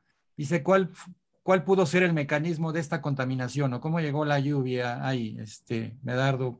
Pero breve, Sí. por favor. Sí, nosotros lo hicimos porque vimos un estudio publicado en Estados Unidos donde habían tomado muestras de agua de lluvia en época de fumigación en los estados ojeros y los repetimos en Argentina y bueno, inclusive cuando nosotros tomamos la primera lluvia, o sea, cuando hace varios días que hay sol y viene una tormenta y llueve, tomamos esa lluvia primera. Porque después cuando tomamos la segunda, la tercera lluvia, el agua venía sin agrotóxicos. O sea que la primera lluvia es la que limpiaba el aire que estábamos respirando. No era que las nubes que venían con la humedad venían ya con el agrotóxico, con el glifosato. Porque si no hubiera seguido lloviendo con glifosato, sino que la primera lluvia, los primeros 15 mililitros, es donde recogíamos la lluvia y después los chaparrones siguientes nos daban negativos. Eso nos demuestra de que el glifosato estaba en el aire. Y si venía otra lluvia al día siguiente, tampoco, o a la semana, a los 3-4 días, y no habían fumigado en la zona, el agua nos venía sin agrotóxicos. Cuando pasaban 10 días y los productores estaban fumigando intensamente, volvíamos a recoger el agua, y en los meses en donde la actividad de fumigaciones disminuye, el agua de lluvia viene sin agrotóxicos. Bien, bueno, eso tiene que ver con la volatilización de las moléculas, algo que Tomassoni también ha estudiado, Tomás Tomassoni, como derivas secundarias o terciarias, ¿no? Comentario de Andrea Pijuán, muy importante la asociación de plaguicidas, la sinergia, los coadyuvantes, las dosis tremendas a que son expuestas las personas, la existencia de estos plaguicidas en nuestro organismo y en agua y alimentos. No se pueden pedir por lo dicho relación causa-efecto con un PLG determinado, que nos demuestren que el tener venenos en nuestro cuerpo no produce enfermedades complejas cada vez más frecuentes y que se inicie rápidamente el principio precautorio, dice Andrea, totalmente de acuerdo. O sea, ¿quién debería tener la carga de la prueba? ¿Son las víctimas, los médicos o son los fabricantes que introducen estos venenos y lucran con ellos quienes deberían demostrar realmente que son inocuos? Otra pregunta, sacando las cáscaras de los frutos convencionales, quitando la cáscara de los frutos convencionales, ¿se reduce el riesgo de acumular agrotóxicos en el cuerpo? Es una pregunta. ¿Quién quiere responder? Yo, bien breve. Es que hay plaguicidas que son de contacto y otros sistémicos, y cuando son sistémicos ya han penetrado a través de la savia, o sea, es imposible, no hay posibilidad de sacar esos residuos lavándolos, ya están incorporados en toda la fruta o la verdura. Muy bien, hay otra pregunta. Si se potencian los agrotóxicos junto con el arsénico del agua, ¿puede esto provocar problemas hematológicos o trombosis? Problema de arsénico por la sobreexplotación de mantos acuíferos es un problema grave en la región de La Laguna que por años estuvo dedicada al algodón y luego a la alfalfa. ¿Alguien sabe de esta potenciación, efecto sinérgico agrotóxicos arsénico? ¿Puede provocar problemas hematológicos o trombosis? Sí, sí. Hay publicaciones hechas por Rafael Lajnovich, un investigador de Entre Ríos que tiene probado ese tema, esa asociación entre arsénico y contaminación con los pesticidas más comunes en Argentina, glifosato y clorpirifos. O sea que no es bueno el agua con arsénico, es bastante dañina, es un metal que no lo tenemos que incorporar a nuestro cuerpo, y sumarle agrotóxico estamos peor. Y hay paper publicados sobre. Sí, muy bien. Perdón. Otra pregunta. Si hay estudios publicados acerca de la reducción en la disponibilidad de nutrientes en frutas y verduras desde la década del 50, es decir, con todos estos productos ya usando agrotóxicos, fertilizantes, la pérdida de nutrientes, si hay estudios? Pregunta alguien. ¿Quién quiere responder? Sí, yo tengo información, pero no la manejo con mucho detalle porque yo soy médico y es información que he escuchado de los agrónomos de cómo el suelo está carente de muchos nutrientes, los suelos que son cultivados sistemáticamente con este modelo, donde desaparecen las lombrices, desaparecen los insectos, desaparecen las bacterias, entonces sí, es un suelo que está carente de muchos de estos nutrientes, y también he visto otros papers de las nutricionistas de las cátedras de soberanía alimentaria en Argentina que muestran cómo arroz, como trigo, como varias verduras tienen menos de algunos nutrientes en sus vitaminas, sobre todo, en su constitución, cuando son cultivados con estos modelos de agricultura tóxica y cuando son hechos con agricultura orgánica. También están publicados estos trabajos. Sí, así es. Bueno, el hecho de que exista cada vez más el crecimiento de la agricultura orgánica o de una agricultura orgánica participativa demuestra que es posible prescindir de estos venenos, pero que para ello, para transformarlos, se requiere un cambio en las relaciones de poder, en las políticas públicas, y un cambio también en el modo de enfocar los problemas de contaminación, de salud, el vínculo entre salud ambiental. Y en IPEN hemos, precisamente en el chat estamos poniendo, hemos promovido precisamente el diagnóstico de la situación en varios países de los plaguicidas altamente peligrosos, sobre los cuales se recomienda políticas públicas de reducción de uso progresivo y prohibición, y la promoción a la par de alternativas agroecológicas que no son más allá de la sustitución de insumos y que buscan precisamente tener una concepción de la salud de la planta de manera integral, así como se requiere una concepción distinta de la salud del cuerpo humano, recuperar estos principios holísticos que eran despreciados por la revolución científica, por las culturas ancestrales, y que ahora es tiempo de recuperarlos con el conocimiento de la ciencia. Estamos ya terminando esta conversatorio sobre la revisión de estudios epidemiológicos sobre efectos de los plaguicidas, esta importante revisión que hizo María Elena Rosas, a quien felicitamos de nuevo. El contenido de este informe está disponible en la red universitaria de Ambiente y Salud, también en la página de RAPAL estará disponible, y en la página de IPEN, en donde también se estará una copia de la grabación de este conversatorio. Nos interesa mucho seguir fomentando este intercambio entre médicos comprometidos, pediatras, organismos periodistas y otros científicos ciudadanos en el continente de América Latina para fortalecer este enfoque alternativo. Sabemos que más de 30 décadas de políticas neoliberales pues ha moldeado un régimen regulatorio basado en el riesgo, que impone riesgos de manera involuntaria a la población, que los invisibiliza, que le pide que la carga de la prueba sean las víctimas y los médicos y no las corporaciones. Y este régimen regulatorio también hay que cuestionarlo, desmontarlo en cualquier política de un gobierno progresista.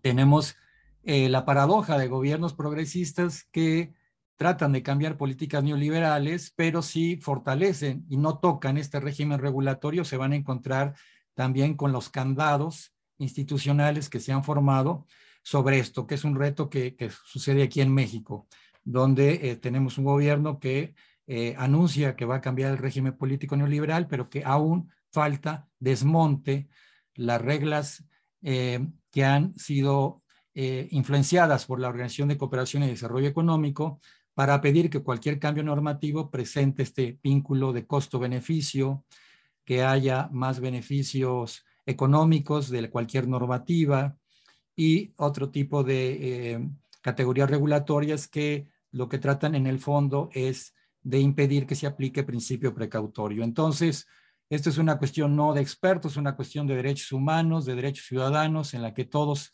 tenemos el deber de informarnos, y para eso creo que el informe de María Elena nos da una muy buena introducción al tema. Agradecemos a todos los participantes, a los espectadores, más de 81 de diversos países, a María Elena por este esfuerzo, Rosas, a la doctora Estela Benítez Leite, al doctor Medardo Ávila Vázquez. Agradecemos a IPEN por la plataforma de Zoom y les pedimos a todos que pongan su vista en galería para tomar una foto de este momento y despedirnos con un fuerte abrazo, deseándonos que nos cuidemos, que cuidados en nuestra distribución de tareas del cuidado en la casa también se incluya. La perspectiva feminista da mucho que aportar en esta definición de qué tipo de ciencia necesitamos para el cuidado de la tierra, el cuidado del prójimo y el cuidado de los niños y niñas que están enfrentados a esta seria amenaza. Un abrazo desde México, desde IPEN, y esperamos que nos podamos encontrar en otra ocasión.